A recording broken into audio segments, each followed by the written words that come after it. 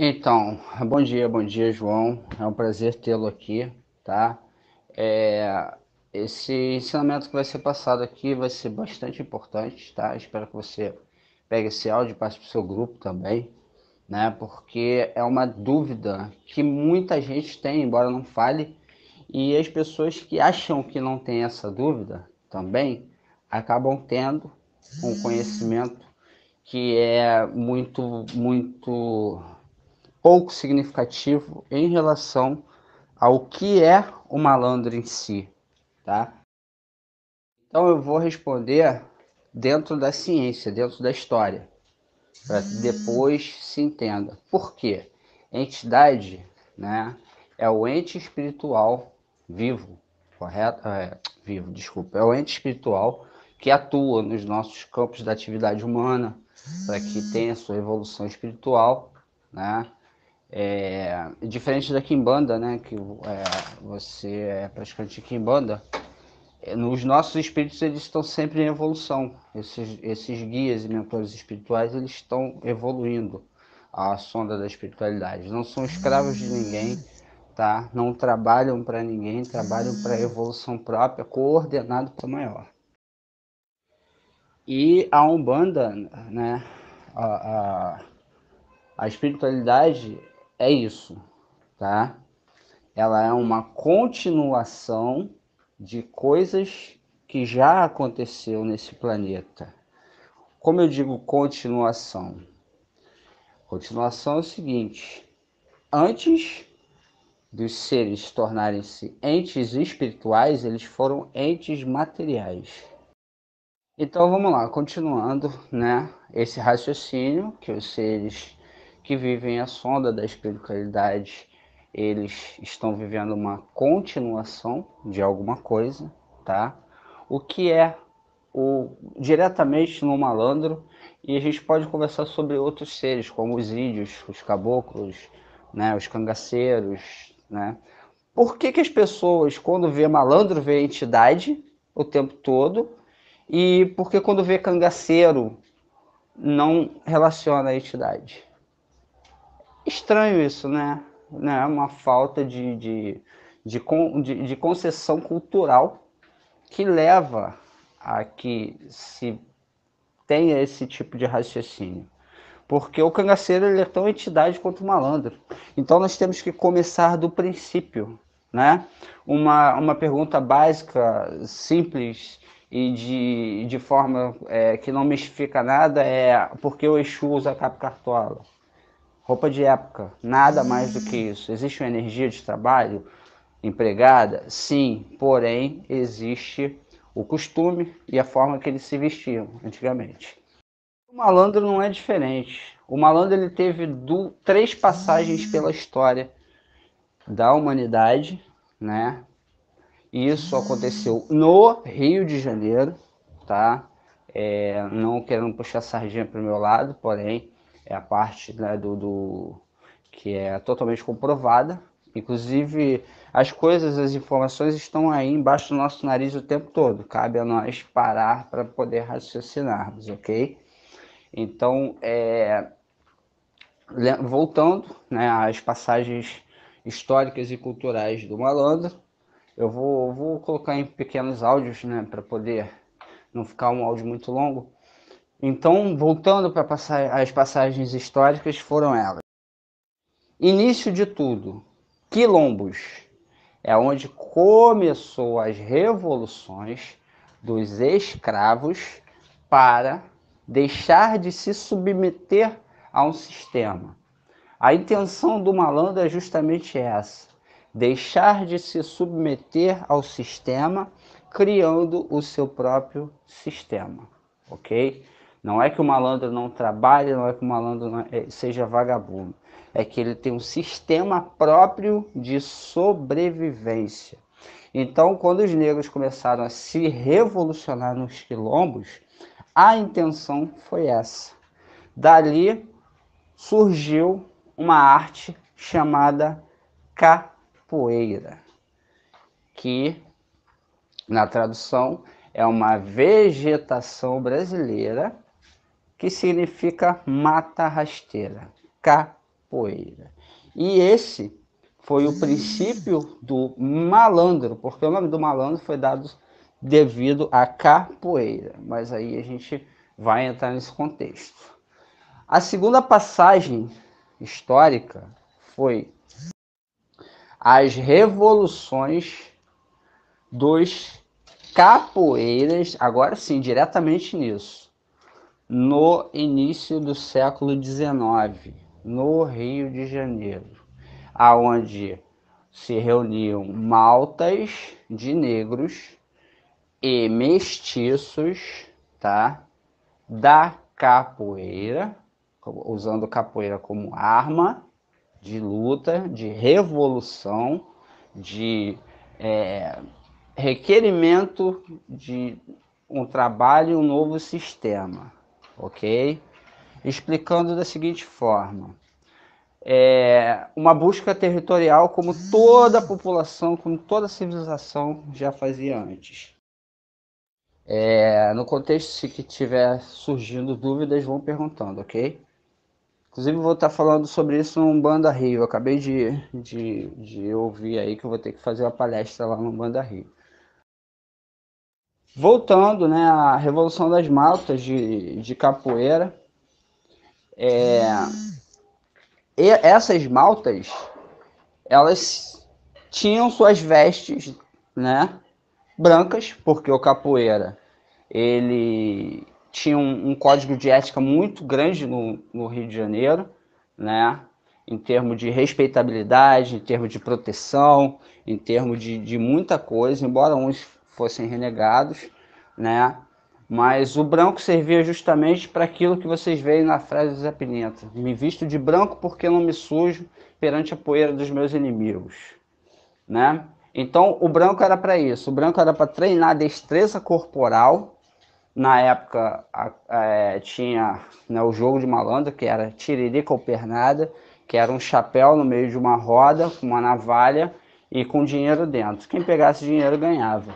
Então você teria que sair daquela roda sem uma mancha no seu branco. Essas maltas eram divididas de Nagôs e Guaiamuns, tá? Nagôs e Guaiamuns, porque os Nagôs eram os descendentes dos negros e os negros em si, que vieram da África, que faziam essa capoeira, tá? E os Guaiamuns eram descendentes dos índios e dos outros tipos de mestiços. Inclusive, tinha europeus envolvidos no meio, né? Porque quando Portugal estava revoltado, mandava os prisioneiros deles para cá como uma punição, né? Então, a maioria dos portugueses e dos europeus que estiveram para cá eram tidos como bandidos em seu país de origem, tá? E eles precisavam sobreviver também, né?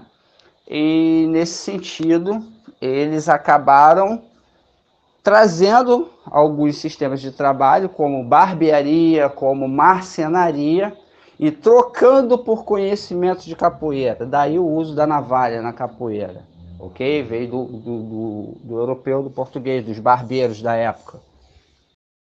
E em 1890, por um domínio territorial muito grande, por apresentar uma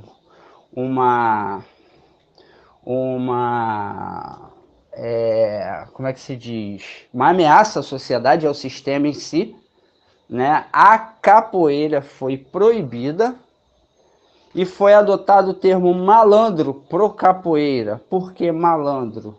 Porque é derivado do francês malandria. Malandria é uma doença que atinge as pernas e escurece a pele, tá? Isso de origem europeia.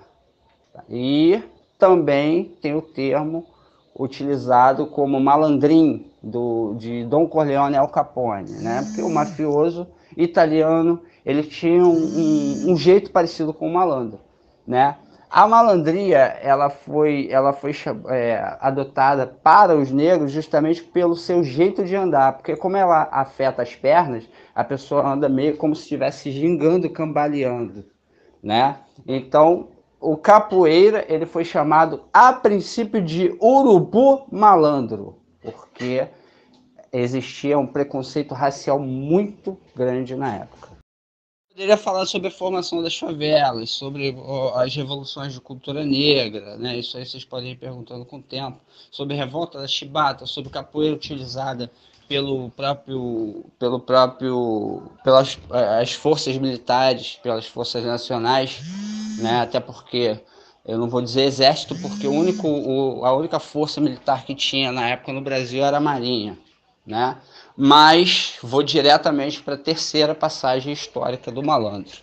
A terceira passagem histórica foi com é, os, os bota-baixos, né? E com a construção do samba em si. O que foi o bota-baixo? Foi um movimento que Pereira Passos fez que destruiu os cortiços, que é onde os negros libertos moravam, onde os mestiços moravam, até porque quem não era europeu era marginal, tá? E daí que eles foram parar nas favelas. Não vou entrar muito no contexto das favelas, ok? Mas essa época, quando foi feito o bota abaixo, foi que o negro precisou lutar mais contra o sistema, porque a sua cultura estava sendo caçada.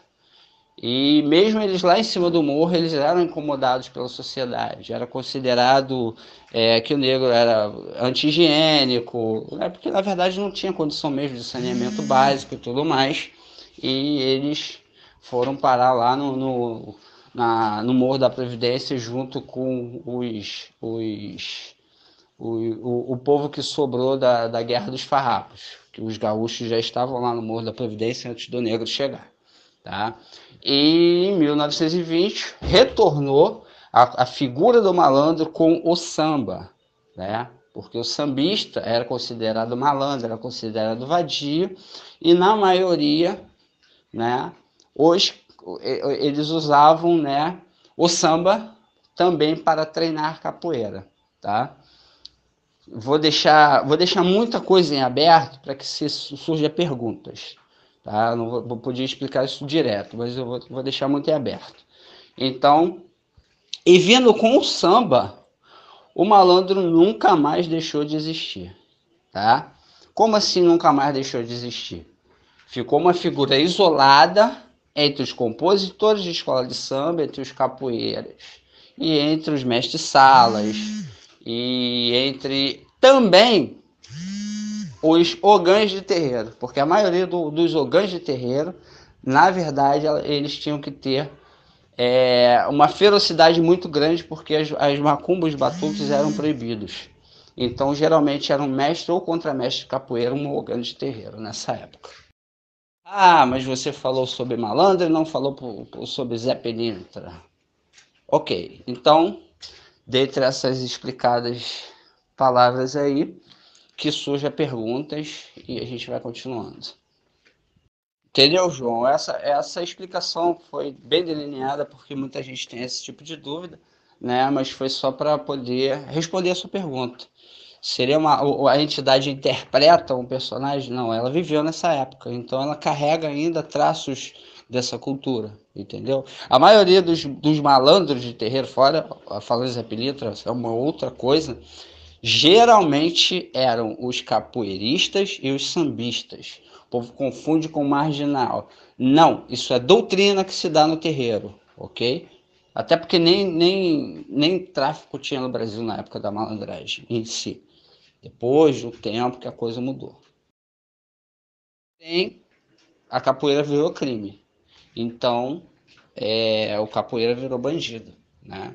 Por isso essa ligação do malandro com o bandido. Quando os capoeiras eram pegos, né? Ou os vadios sambistas eram pegos, até que se criou uma lei que se liberou o samba, eles eram jogados junto com todos lá. E muitos eram presos justamente por estar tocando violão em praça pública, por estar jogando capoeira em praça pública, entendeu? Daí vem a parte, né, que se confunde o malandro com o marginal. E, como eles estavam todos lá dentro, né? Eram muita gente, virou sinônimo de bandido. Até porque mandava-se proteger alguém, né, derrubar a sua casa, acabar com o teu toque de macumba, acabar com o teu afoxé. Quem ia te defender eram os capoeiras. Ou seja, os malandros. Então a importância do malandro, a importância cultural do malandro é muito maior do que a sociedade brasileira imagina. Eu falo, vamos ver as nossas entidades pelo que elas foram em vida. Não vamos nos prender à espiritualidade, é porque a gente contribui com a nossa evolução e com a deles.